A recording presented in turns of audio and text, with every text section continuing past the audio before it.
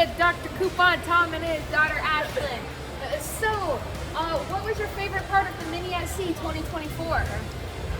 I think my favorite part at least, was reconnecting with old friends and meeting new people that are whether they're first time on the cruise or new to the hobby, just getting to hang out with people.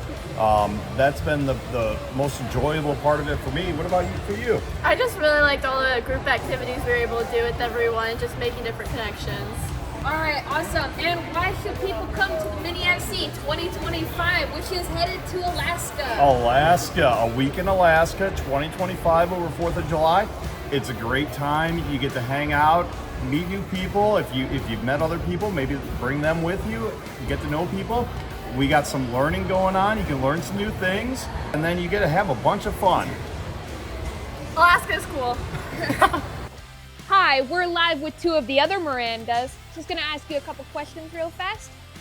First off, what was your guys' favorite part of the Mini SC 2024? Ooh, that's tough. For me, I think it was just being able to spend a lot more time with all the other people that were here. I mean, you get to spend so much more time than you would normally would at one of these events because you're here for several days, and like having dinner with these people, like it's just an amazing experience.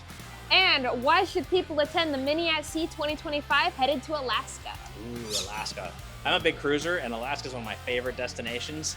I would love to go back. It's so different than any other cruise, and I'm actually excited to revisit it. What about you? He's always been bugging me. He was like, we should go on an Alaskan cruise, and especially being with the same people here. And I've had such a fun experience with these people. We can do it again.